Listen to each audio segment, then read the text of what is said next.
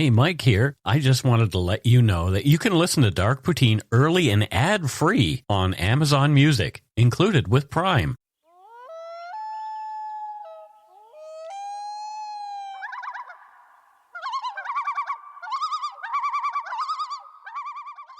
Welcome back to Dark Poutine. I am Mike Brown, and with me, as per usual, is Matthew Stockton. Matthew Stockton. Hello, Matthew. I want to do a shout out to Jerry McElveen, who doesn't listen to podcasts. Oh, well, there you go. And I hope Jerry enjoys his shout out that he won't ever hear. Who's Jerry McElveen? Oh, I told his wife I'd shout him out because he doesn't listen to podcasts to see if he can get into one. Oh, okay, I gotcha. Well, I hope you're listening, Jerry. The views, information, and opinions expressed during the Dark Poutine podcast are solely those of the producer and do not necessarily represent those of Curious Cast, its affiliate Global News, nor its parent company, Chorus Entertainment. Dark Poutine is not for the faint of heart or squeamish. Our content is often intense, and some listeners may find it disturbing. We're not experts on the topics we present, nor are we journalists. We are ordinary Canadian schmucks chatting about crime and the dark side of history. Let's get to it. Put on your toque, grab yourself a double-double and a Nanaimo bar. It's time to scarf down some Dark Poutine. You are responsible for obtaining and maintaining at your own cost all equipment needed to listen to Dark Poutine. Dark Poutine can be addictive. Side effects may include, but not be limited to, pausing and questioning the system, elevated heart rate, pondering humanity, odd looks from colleagues as you laugh out loud at work, family members not into true crime worrying about you. Positive side effects may include some perspectives and opinions that you disagree with, as well as some wokeness and empathy.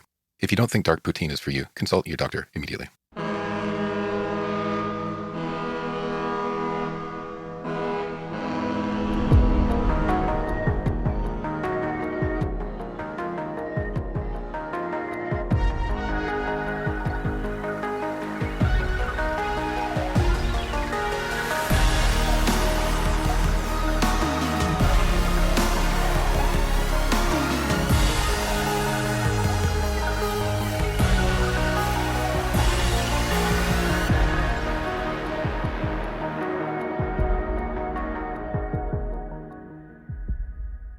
On September 28, 2016, a police dog discovered the nude and decomposing body of a young woman on the grounds of Gabriola House, a famous, and at the time, abandoned mansion on Davie Street in Vancouver's West End.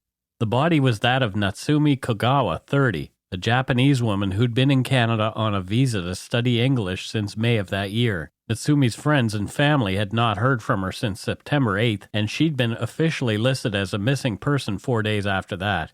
On the same day of the discovery of Ms. Kogawa's body, police arrested William Victor Schneider, a man from Vernon, BC.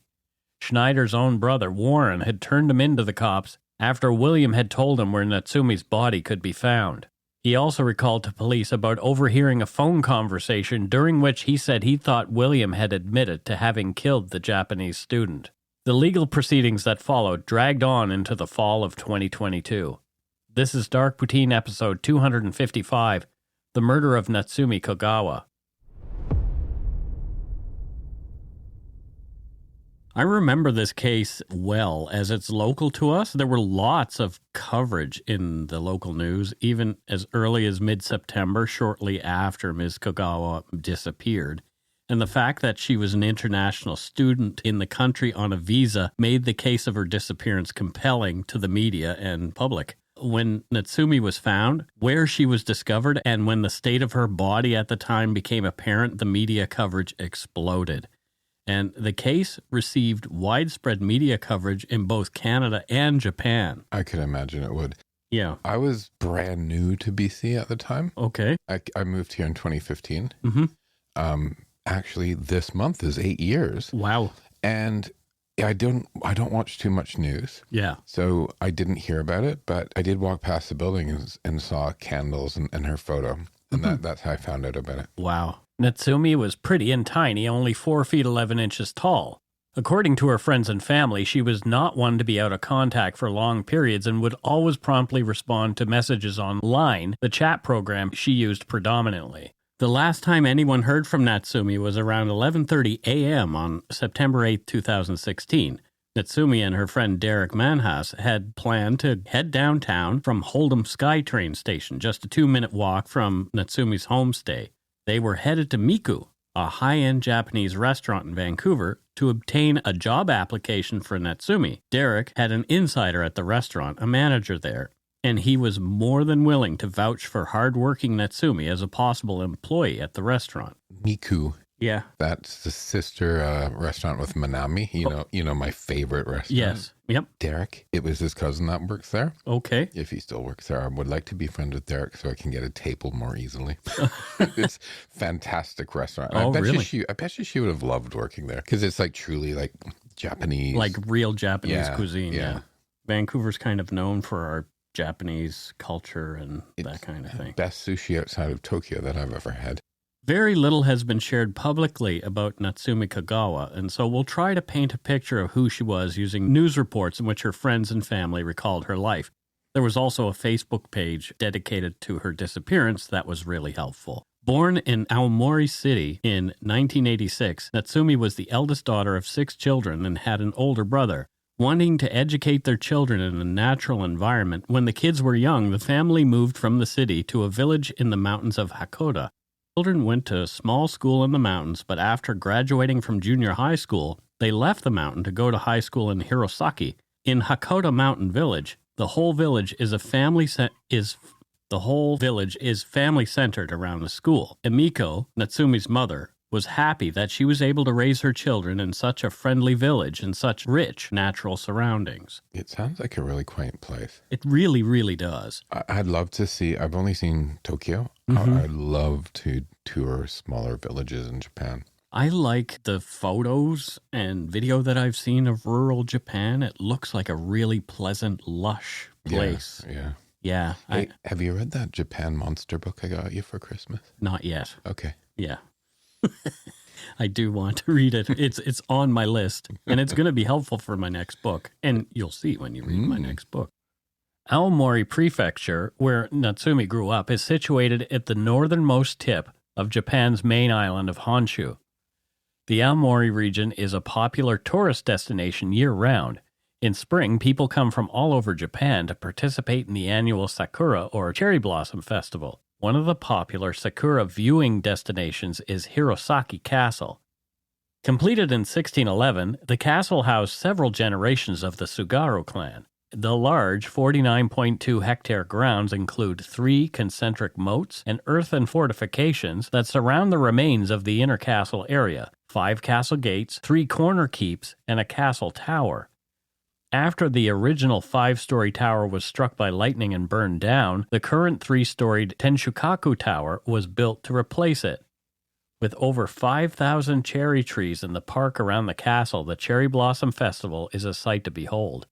According to the site wikivoyage.org, quote, "The locals and tourists find it an enjoyable festival of laughing, singing, dancing, and drinking." In early August, the Aomori Nebuta again attracts droves of tourists to the region. It's a summer festival featuring a large lantern floats of up to 9 meters wide and 5 meters tall that depict gods, historical or mythical figures from both Japanese and Chinese culture, kabuki actors, and characters from the popular NHK Taiga drama historical TV series. The floats are pulled by human power along a 3-kilometer route packed with enthusiastic crowds encouraged to participate in the dancing. According to Japan-Guide.com, the only requirement is that participants wear the traditional Hanato dancing costume, which can be bought at grocery stores and shops around the prefecture for about 7,000 yen, that's about 72 Canadian dollars, or rented from rental shops around town for about 4,000 yen, which is 41 Canadian dollars. There are hot springs called onsens available nearby, and in the winter, the hills and mountains of the region are also a popular destination for snowboarders and skiers. Natsumi had dreamed of moving to Canada to study English and had her sights set on Vancouver as a destination. Vancouver is the closest metropolitan city in Canada to Japan, and as a result is often the first stop for visitors from the country. And there are many English as a second language schools here that cater to students from Japan and other countries. There's actually one that used to be in my building. Oh, cool. Yeah. Sometimes I look over the water Mm-hmm. from my place and think, if I just kept going straight, I'd like hit Japan. Yeah. Yeah, there's a lot of Japanese influence in Vancouver. Very much. People talk about the Hong Kong influence, but there's a lot of Japanese, and I like it. It sort of gives the place a little bit more interest and vibrance. Vancouver is kind of a spicy place. Yeah. I like it that way. As well as the ESL schools, there are many Japanese Canadians in the region and organizations like Tonari Gumi, the Japanese Community Volunteer Society, which, according to its website, over the last 50 years, quote, has been building relationships and connections with the Japanese Canadian community throughout Metro Vancouver. From its early days as a group of Japanese community volunteers, Tonari Gumi has always been strongly focused on being a supportive community organization. It continues to serve the needs of its members and the wider community, helping them navigate life in Vancouver with greater independence. In addition, Tonari Gumi also helps them achieve health, well-being, and happiness. Tonari Gumi's goal is caring for, inspiring, and enhancing the welfare and well-being of Japanese Canadians who live in the Metro Vancouver area, end quote. With community supports like Tonari Gumi and our large local Japanese Canadian population, many of whom still speak the language, Vancouver is an easier move than to other places where the landing might be a little more culturally shocking. With all that in mind, Natsumi worked hard and saved her money for years before making her way to the Lower Mainland in May of 2016 and settling in Burnaby. The move from the village in Aomori Prefecture was made a bit easier as Natsumi and her mom Emiko found Natsumi's lodging with a 77-year-old Japanese-Canadian woman in Burnaby. Emiko was concerned at first that the older woman's house was not the right place for Natsumi, given the commute to Vancouver as well. But it was only a 2-minute walk to the SkyTrain, which heads right downtown and was close to the school Natsumi would attend. Natsumi and the woman also had lots in common, such as a love of reading, and at their first meeting, a friendship was established between the two. Natsumi's landlady was happy with the friendly, engaging conversation she'd had with Natsumi, and it was decided there that she'd move in. Emiko returned to Japan as her daughter Natsumi began her adventure in Canada. Natsumi stayed in regular touch with her family and friends back in Japan via phone and internet calls, as well as instant messages online and email. Natsumi quickly made friends with many of her classmates, and it was through mutual friends in May, soon after her arrival, that she met a man named Jay Vergara, whom she'd been dating at the time of her disappearance. All was going well for Natsumi, and she was enjoying her time in Vancouver with her new pals and learning to speak English. Natsumi was making the best of her time here. She was always busy. On a Facebook page titled Find Natsumi Kogawa, created by her friends soon after her disappearance, admins published a timeline of Natsumi's movements and interactions in the 24 hours leading up to her vanishing. On September 7, 2016, between 1 and 2 p.m., Natsumi attended a calligraphy lesson in Vancouver. She went to an info session in Vancouver between 4:30 and 5:30, and from 5:50 p.m., she spent the next few hours studying in the Vancouver Public Library. She arrived back in Burnaby at 7:30 that evening and exchanged instant messages with friends and family until around midnight, one of whom was her mom. At 11:21 a.m. on Thursday, September 8th, Natsumi's last messages were to her friend Derek Manhas as they planned to go for a walk around the seawall in Vancouver and then to Miku so Natsumi could apply for that job. Derek had something come up and messaged Natsumi at about 4:30 p.m. He wanted to adjust their meeting time from 5:30 to 6:30. As Line will notify a user when the recipient has read a message, Derek noted that his messages went unread. When Derek arrived at 6:30 p.m., the message he'd sent was still showing as unread. Natsumi was not at home, so Derek walked the route between Natsumi's homestay and Hold'em SkyTrain station, thinking they'd somehow missed each other. There was no sign of Natsumi. Derek tried other means to get in touch with his missing friend, calling, emailing, and texting, but there was never a response. Derek later testified, quote, "There were alarm bells going off at this point. It didn't feel right. It felt weird." None of Natsumi's friends heard from her all weekend. According to the Star newspaper, Derek Manhas called Burnaby RCMP on Monday, September 12, 2016, to report the 30-year-old student missing. Can you imagine you go to meet a friend and eventually, slowly over time, it dawns on you that something's really wrong? Yeah. That sinking feeling in your stomach that you must have, right? Yeah, and it also shows how actually, if he realized that quickly that something wasn't right, it shows how reliable a person she was. Yeah, and how out of character this was. Yeah. Yeah. Yeah. Yeah, I have friends that if they suddenly went missing for 48 hours, you'd be like, okay, yeah. Something's not right. No, they'll come back eventually. They always do. But it sounds like she was quite a on-time, responsible type. On September 13th, 2016, Vancouver Police Department issued a news release. It reads, "The VPD Missing Persons Unit is asking for the public's help in locating a missing Japanese student. 30-year-old Natsumi Kogawa was last seen in downtown Vancouver on Wednesday, September 7th, and was last in contact with friends on September 8th. Miss Kogawa is an experienced traveler studying English in Vancouver. Family and friends have become concerned after having no contact with her for the past 5 days. Natsumi is Asian, 4 foot 11 inches tall, and a slim build, long hair and brown eyes. She may also be carrying a backpack. Anyone who knows the whereabouts of Natsumi Kogawa is asked to call the police." Also, according to the Star newspaper, quote, "Natsumi's boyfriend at the time, Jay Vergara, described her as a dedicated student working hard to improve her English. She often stayed at his place in East Vancouver, and the last time he saw her was on the morning of Wednesday, September 7, 2016, when he dropped her off at the SkyTrain station. It was Jay Vergara who headed up the efforts to find Natsumi. He used the Facebook page, Find Natsumi Kogawa, to provide updates to friends, family, and anyone else interested in finding Natsumi. The ESL students' friends rallied together, creating missing persons flyers, holding searches along Natsumi's planned transit routes, and around Burnaby and Vancouver.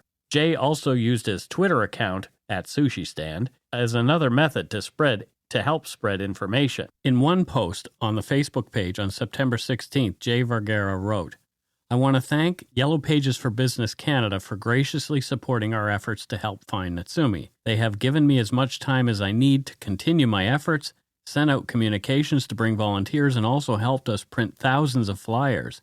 Thank you so much. Natsumi will be found." News of Natsumi's disappearance spread all over Canada and made the news cycle back in Japan. In one Facebook post, Jay Vergara pleaded with the Prime Minister to help find Natsumi. He wrote, "Justin Trudeau, our Canadian Prime Minister, please help us. We're desperate. Help us find Natsumi Kogawa. All of Japan and all of Metro Vancouver are looking for her. Please give the RCMP any support they need. #FindNatsumi." He did a lot to try to help find her. Yeah, he really did. I read some of this news and some of the interviews and the way he described her, right? Did you walk away when you saw some of these interviews? I thought, wow, I bet I could have really gotten along with her. She seems like just a cool person that I would have liked. Yep. And this is the feeling I got about Natsumi Kogawa, actually, as I was researching this. And we'll get into some interesting sort of takes on things later on. Okay. But yeah. As the volunteer searches seemed to be fruitless, they considered moving the search out into Surrey.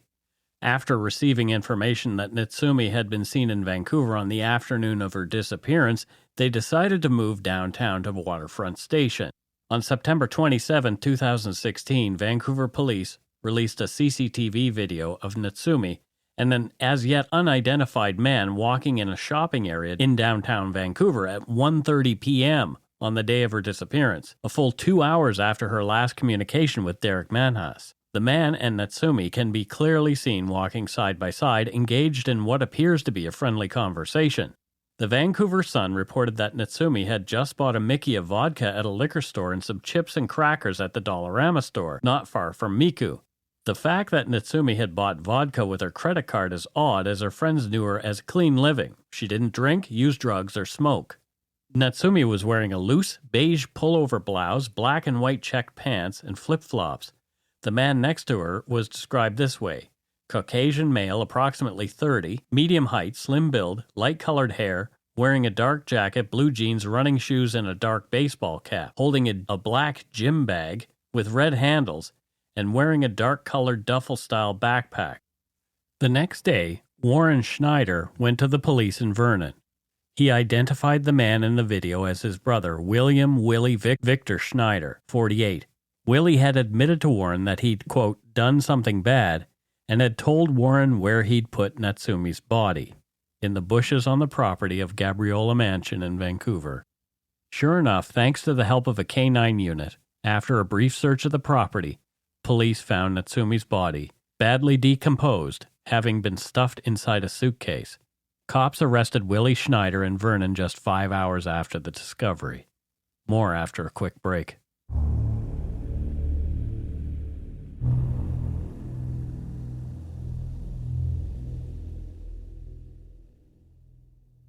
The news site Castanet, based in the British Columbia interior, covered Natsumi Kogawa's murder and subsequent legal proceedings in depth, as the perpetrator, Willie Victor Schneider, was from Vernon, within that region. His father, Warren, was still residing in the same home in which Willie, his brother Warren Jr., and their sister had grown up. Their mother had passed away in 2000. Willie, John Manchester from Castanet says, was well known as a long-time troublemaker and bully. As with many career criminals, his trouble started early in life. He dropped out of Clarence Fulton Secondary in the 9th grade. Journalist John Manchester wrote about Willie Schneider's life in a Castanet article. He said, quote, Toronto's The Star newspaper reported in 2018 that as a teen, he once set a live cat on fire and took bets with his friends on which direction it would run. And that information was from a psychological assessment in 2000. And there is everything you need to know about the guy right there. What a piece of garbage. Yeah, I can't deal with people who hurt animals. Hurt animals, yeah. Like any animal, really. I mean, I understand meat, hunting. If you're like hunting, fishing, using it, but torturing animals, yeah, it's just ridiculous. At the time of his arrest as a suspect in Natsumi Kogawa's murder, Willie had already amassed 48 criminal convictions, one for every year of his life. Among those, he'd been convicted of resisting arrest, assaulting a police officer, as well as other assaults, theft, and an armed robbery in 1998, which led to a 4-year stint behind bars in Agassiz. After ending up in Vancouver as a young man, Schneider became entangled with another Japanese woman whom he married. The woman returned to Japan after becoming pregnant with Schneider's child, a son. At the time of Schneider's arrest, she was still living in Japan and had been for years. They were still married, although she no longer wanted to be. Schneider had not agreed to a divorce. Willie wanted her back. He'd traveled to Japan in July of 2016 to try and convince his wife to come back to Vancouver with his son, but she didn't want to return. Willie's brother Warren later said that Willie seemed, quote, sad and lost after returning from Japan, having failed to convince his wife to come back to Canada. Smart woman, and yeah. I'm wondering what the history was there. Yeah, leaving the country when you're pregnant to get away from somebody. Yeah, right? It's very interesting. Yeah, perhaps wanted the child born in Japan for some reason, or could perhaps wanted to get away from him. Interesting, yeah. Yeah. John Manchester's Castanet article also indicates that Schneider had previous connections to the property on which Natsumi Kogawa's body was found. According to the Vancouver Heritage Site Finder, Gabriola House has an interesting history. The mansion at 1523 Davie Street was designed by architect Samuel McClure and constructed in 1900 to 1901. Gabriola Mansion was for years the most impressive home in the West End. It was commissioned by Benjamin Tingley Rogers, one of Vancouver's most prominent industrialists and the founder of the BC Sugar Refinery, who later built an even larger home, Shannon Estate, at 7255 Granville. It features sandstone quarried on Gabriola Island on the Porte Cochere in Richardsonian Romanesque manner, with friezes carved in the Italian grotesque style. James Bloomfield designed the grand staircase with a pre-Raphaelite stained glass window, and a fully excavated concrete basement was the first to be used in a Vancouver residence. Rogers died in 1918, and his widow moved to the 10-acre Shannon Estate. Gabriola Mansion was subdivided into Angus apartments in 1924 and housed commercial restaurants. In the 1970s, Highs and the Macaroni Grill until 2008.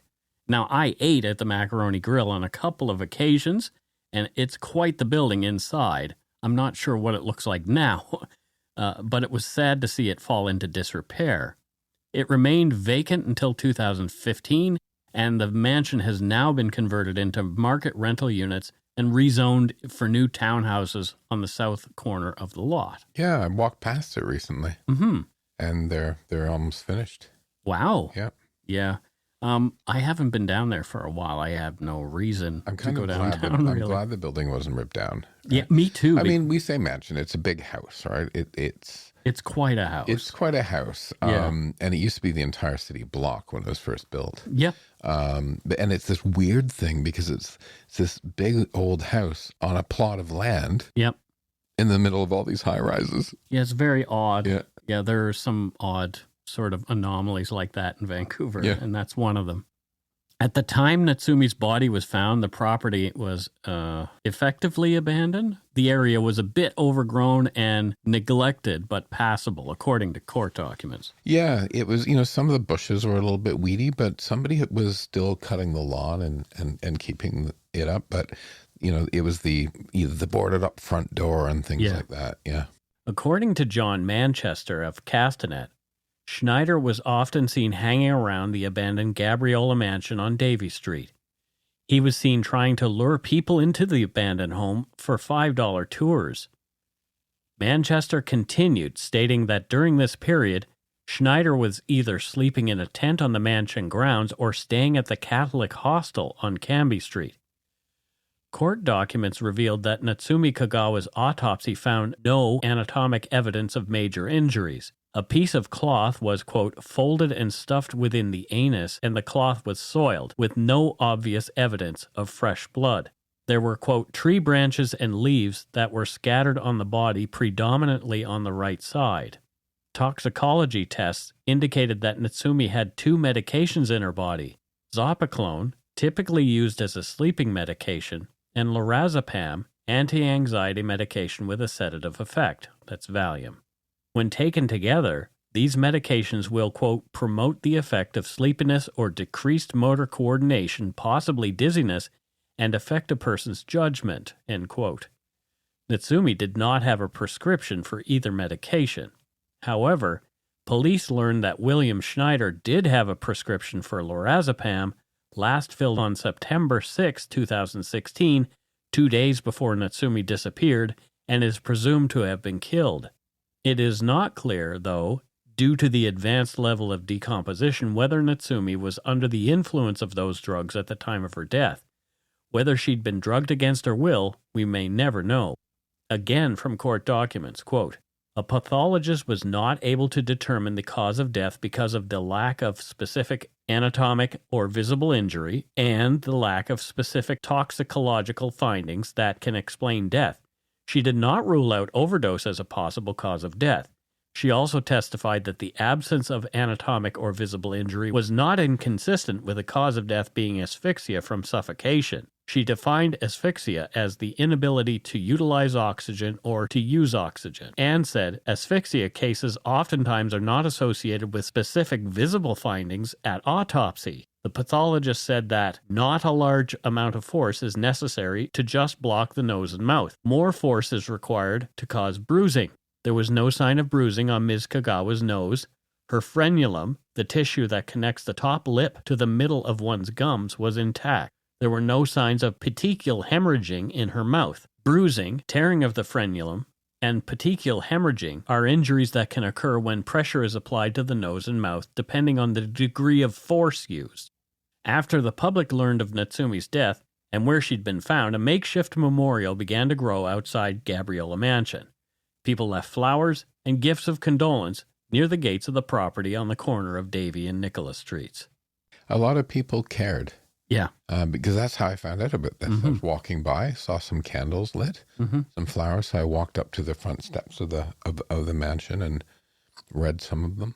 These stories that happen locally, I mean, I'm sure everybody who lives in a place where something like this has happened recalls it really well, because it's something anomalous to see this strange makeshift memorial out front of a place, and you're like, what's going on? Because you're drawn to it. Yeah. And I guess that's the purpose of it. Yeah. They want people to stop and be aware of what happened. Willie Schneider had returned to Vernon after Natsumi went missing, presumably running from what he'd done. He stopped in at Warren's hometown in Rutland, BC on September 20th, 2016. The brothers met in a local park. Willie seemed distraught. According to court documents, quote, he gathered his items and left saying that he'd done something bad and he walked off, end quote. After that, Willie went to Vernon to stay at Warren Sr.'s place. The next time Warren Jr. and Willie saw each other was in Kelowna on September 23rd for their grandmother's birthday party. On September 27th, Warren got a phone call from his daughter. She was shocked to see her Uncle Willie on an internet news site on the CCTV video of him walking beside the missing Japanese student Natsumi Kogawa. Warren called for his brother at their dad's place and told Willie there was a picture of him on the news. Without a word after being told of the CCTV video, Willie hung up the phone. Warren then drove from Rutland to Vernon that evening, arriving at around 10:30 p.m. Court documents revealed that, quote, Warren grabbed his brother and they walked to the beer store. On the way back, Willie said, it's true. Willie looked, quote, very sad, remorsefully sad, and, quote, glad to get it off his chest, per se, end quote. Willie shared some details with Warren, saying that he had 3 dates with Miss Kogawa. The third date was the last one. There was medication taken by both of them, he said. Willie said that Miss Kogawa provided the medication. They had spoken about having sex in a tent in Stanley Park. Warren also learned that Ms. Kogawa had been late for each of the 3 dates. She had another engagement or appointment on the day in question, and in response to the suggestion that they have sex in Stanley Park, Willie told Miss Kogawa of another spot. Warren told Willie that he did not want to hear anything more and that they would talk about it in the morning. Warren spent the night. The next day, according to Warren, Willie was despondent. Willie said he decided to die by suicide via a heroin overdose. He wanted Warren to accompany him to a local park where he'd do the deed. Willie didn't want to be alone. The pair went to a beer store, and then Willie bought $50 worth of heroin from a local dealer. As they sat in the park drinking beer, Willie prepped his needle loaded with what he thought would be a fatal dose of heroin. Right before he injected the drug, Willie told Warren that Natsumi Kogawa's body was in a suitcase at a fenced-off construction site, Gabriola Mansion, on the corner of Davie and Nicholas Streets in Vancouver. He said that after he died, Warren should let the police know where she was. Willie injected the heroin and waited to drift off, but it didn't happen. The drugs barely had any effect on him. He'd been ripped off. I find this really strange. What's strange? Even if my brother admitted to killing somebody, I wouldn't sit there and watch him commit to complete suicide. Yeah. Or try suicide. Yeah. Right? I'd be angry with him for doing it. I'd turn him in. Yeah. But I wouldn't go and sit and watch him die. Yeah, you never know. Like, I mean, family dynamics are strange. True. And you never know what's going on between family members. Yeah. Yeah. Court documents revealed that Warren said that after Willie had failed to die from the heroin injection, he asked to use Warren's phone and said he was going to call his wife in Japan. He dialed a number and had a 13-minute conversation with the person who answered. Warren was about 10 feet away from Willie at the time and could only hear one side of the conversation. Warren said he heard Willie ask near the beginning of the conversation, "Did you see the news of the missing Japanese woman student?" Then, halfway through, Willie said, "I did it, and I killed her." Warren and his sister went to the Vernon police later that day. Natsumi's body was found just where Willie had said it would be, and he was arrested in the same Vernon Park hours later.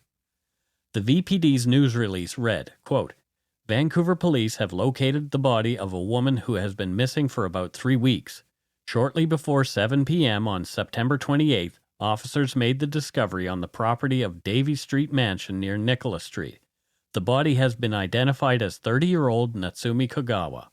After several days without contact with friends or family, Ms. Kogawa was reported missing on September 12, 2016 to the VPD. Investigators determined that Ms. Kogawa was last seen in Burnaby on September 8th, and the primary missing persons investigation was turned over to the Burnaby RCMP Serious Crimes Unit. The missing person investigation led police to search the grounds at 1523 Davie Street in Vancouver. Upon discovery of a body at that location, the investigation was turned over to the VPD Major Crime Section, which is now actively investigating Ms. Kogawa's death. A 48-year-old man was taken into custody in relation to the investigation. He was arrested by RCMP in Vernon, BC, shortly before midnight on the same day Ms. Kogawa's body was located. William Victor Schneider has now been charged with indignity to a human body and remains in custody. The investigation remains active and ongoing.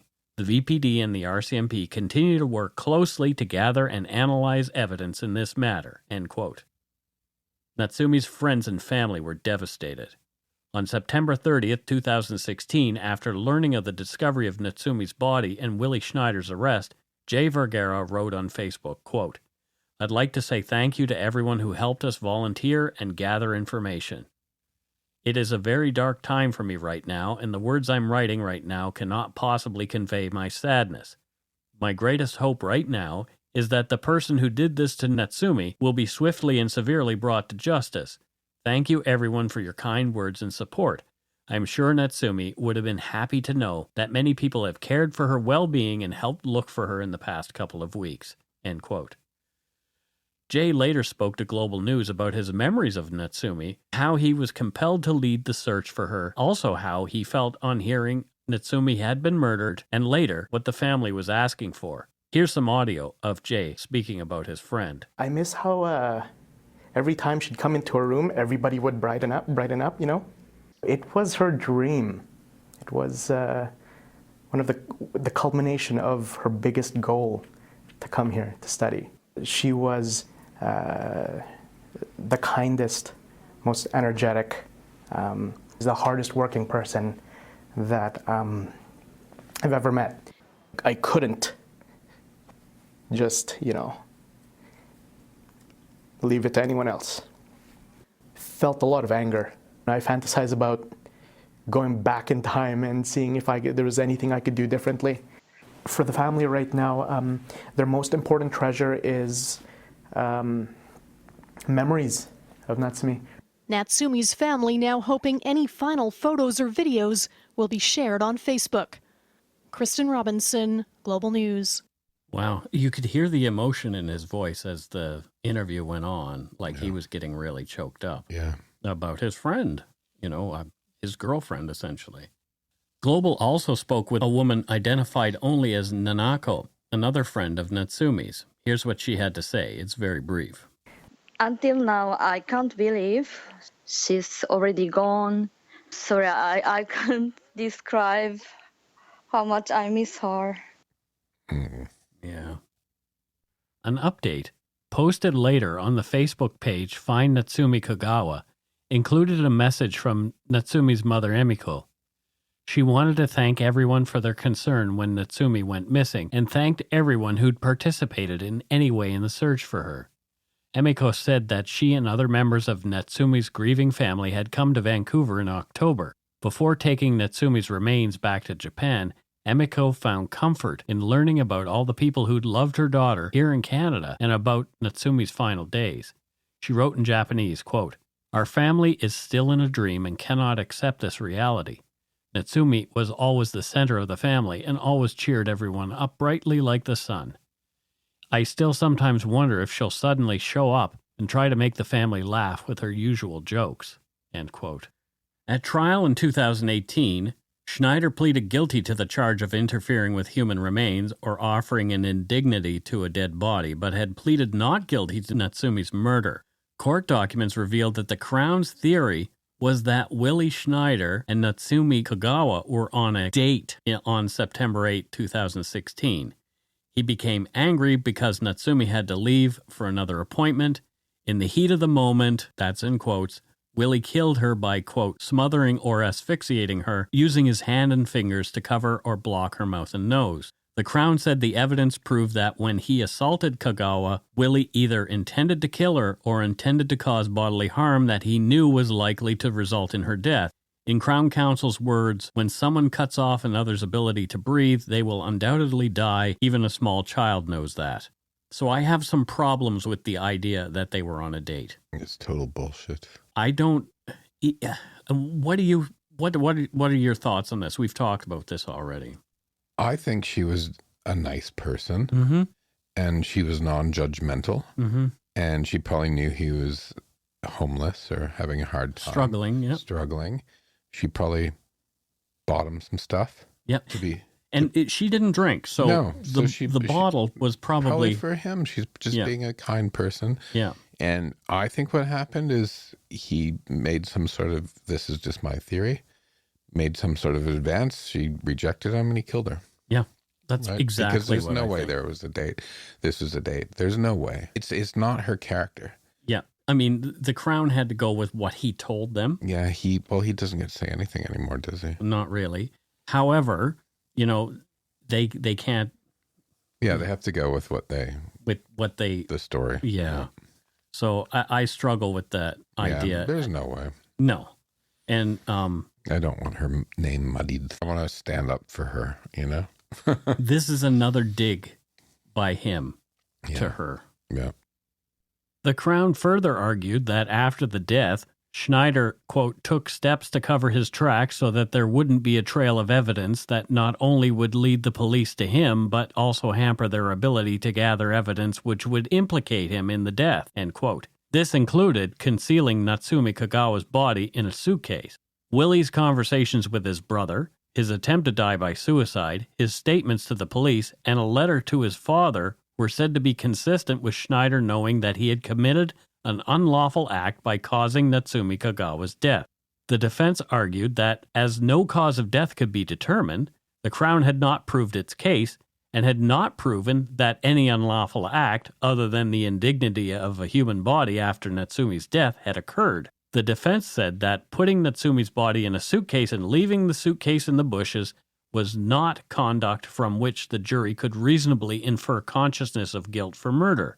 It was equally consistent with Willie Schneider panicking over the fact that Natsumi Kogawa had died for some unknown reason, and then made, quote, very poor decisions about how to respond. They said that even though Willie had admitted, quote, fault for his role in the events of September 8, 2016, that admission did not extend to murder.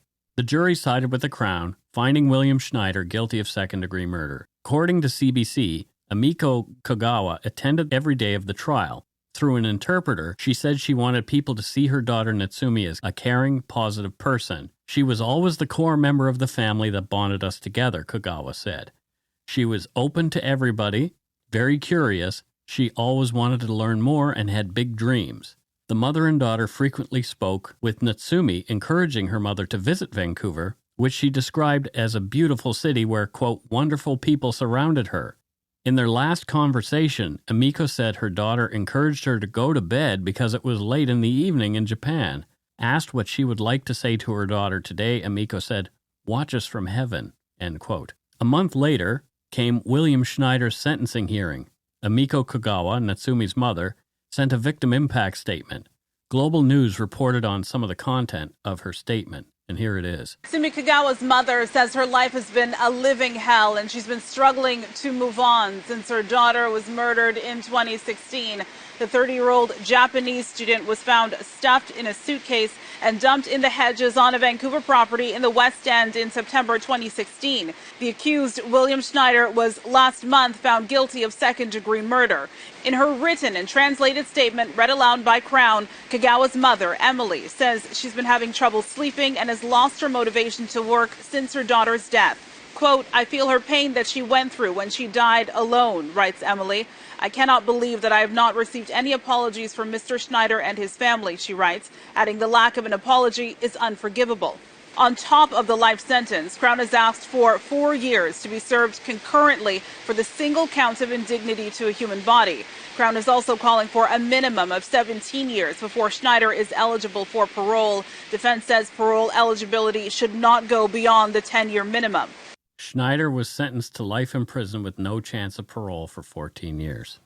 Willie Schneider appealed his conviction in February of 2021. A 2-1 decision by the BC Court of Appeal granted William Schneider's request that he be retried for the crime, agreeing that some of the evidence heard during the trial should not have been allowed, including Warren's hearsay evidence of what he'd overheard in Willie's phone conversation with his wife on the day of his arrest.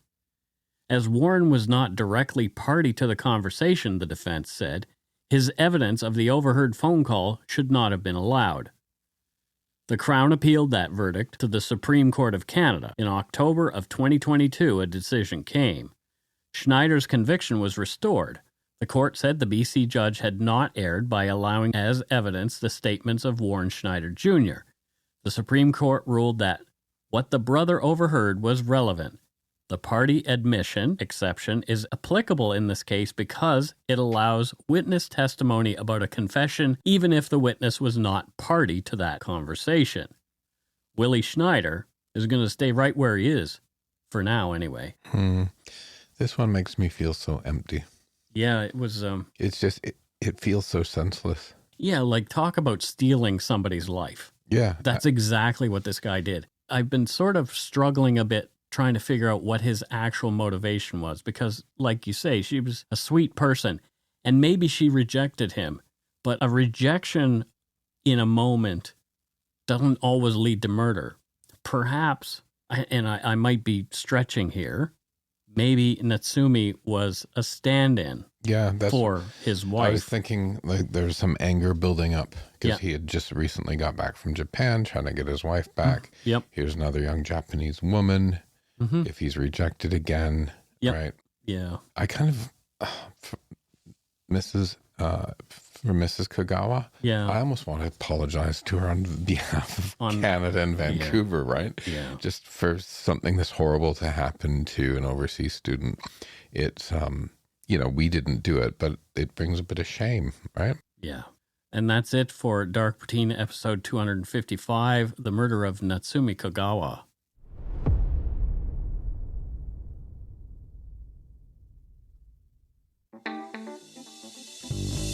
That's right. It's time for voicemails. You can leave us a message at 1-877-327-5786 or 1-877-DARK-PTN. We'd love to hear from you. Let's see who called us this week. What do you think, Matthew? Is it time to listen to some voicemails? I think we should. Okay. We've got 4 this week. Apparently somebody called us from Egypt. Yeah. You said, and I don't see it, like it shows up as an international number if somebody calls internationally. Yeah. So I didn't see somebody from Egypt calling. So. Yeah, she was visiting Egypt. Oh. And it didn't come through, and we've been searching. Oh, so maybe find it. Maybe she can message you, and if she's visiting Egypt and she called from her own phone, which is a Canadian number or American number, I'll be able to find it. Carol, if you're listening, text me your number. Okay. So anyway, here is our first voicemail. Hi, Mike and Matthew. This is Lisa Skyhart Marshall, who you thanked recently for giving you donut money. Thank you very much for taking time to have a look at my artwork. That was so sweet of you. And thank you for your perceptive comments. I could tell you really looked at my work. I appreciate your podcast, especially the historical ones. You guys present these stories in such a sensitive way. P.S. If I ever do a painting of Bruce Lee, you'll be the first to know. But for now, I'll stick to the flowers, birds, and insects. Right. Bye. Thank you so much. Thank you, Lisa. Oh, that's really sweet. But yeah, I loved her artwork. Sometimes people send stuff, you're like, oh, what's this going to be in? I open it up, I'm like, wow, this stuff's great. Yeah. So here's another voicemail. Oh, boy. Hi, gentlemen, this is Taylor calling. I've been enjoying the podcast now. I'm about 105 episodes in, I think. And I'll just want to tell you a little bit. I know Scott leaves at 149, so I don't know who takes over, but I hope they're just as good. So that's it. I do long-haul trucking, so I've been listening for about a month, and I'm about 105, 104 episodes in. I can't even remember what I'm at now. Keep it up. I love it. Sometimes I have to take a break and go to something a bit funnier, just because it can get a bit down, but other than that, I love hearing about it. All right, have yourself a good one. You can make up whatever you want from where I'm from. Well, I'm very probably secure in the knowledge that he is Scottish. I was going to say he's from the South Downs just to take the piss, but he's obviously not. Thank you. I try to do a little bit of comic relief for you. Yeah. My grandmother was from Glasgow, my dad's mom. So she had a little hint of a Scottish accent still. My grandfather was from Ayr. Yeah, oh, really? Yes. Yeah. Yeah. I want to visit Scotland. I want to visit the rest of the UK. I mean, I spent most of my time in London. Maybe made a little trip to Cambridge. You got to get up to somewhere like Inverness. It's beautiful up there. I want to go to Birmingham. Okay, that's not in Scotland. No. Just so you know. But I know it's not in Scotland. Anyway. But thank you for the call. Yeah, thank you very much. Next up, let's listen to this one. Oh. Hi, everyone. It's Kayla again. That latest episode about Amanda Todd was beautiful, very important, but very, very hard to listen to. It's now Wednesday, and I started listening on Monday, and I had to take a full day break to finish it up. It's so hard to listen to someone go through so much pain and torment and have everyone around her abandon her. Thank you so much for covering this story.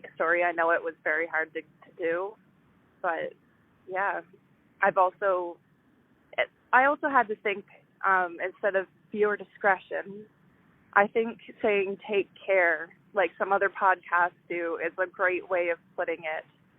Saying take care reminds us that, yeah, you might be able to take the subject matter, and yeah, you're tough enough to listen to it, but you have to take care of yourself while listening. At the end of the day, you don't have to continually put yourself through it. You can take a break, you can listen to it later, do what you need to do to make sure that you take care of yourself while listening. But thank you so much for covering it, and have a good day. Bye. Yeah, we'll take that under advisement. No, thank you. Yeah. When some days, guys, when Mike sends me the script, I'm like, oh, dude, what are you doing to me? Yeah, right. Some of them, they're all, some of them are particularly difficult to do. Yeah. That one wasn't easy. It's true crime. Yeah. And Amanda Todd's story is so compelling. I disagree that everybody abandoned her. I don't think her mom and dad and her close family really, abandoned her.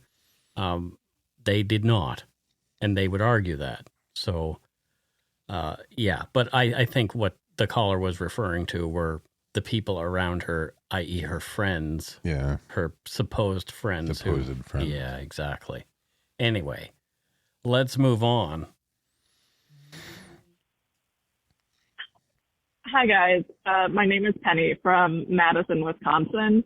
And I just wanted to call and say that you guys are awesome. I've been listening for a very, very long time, ever since My Favorite Murder covered a couple of your stories, and I've binged through several times since then. I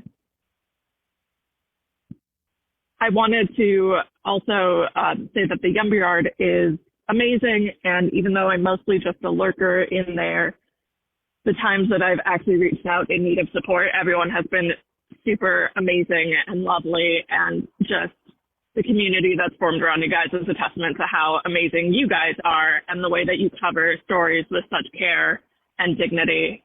I know that you don't tend to do stories that involve some really kind of traumatic murder and things like that, but I was wondering if you ever considered covering the case that the documentary Dear Zachary is about.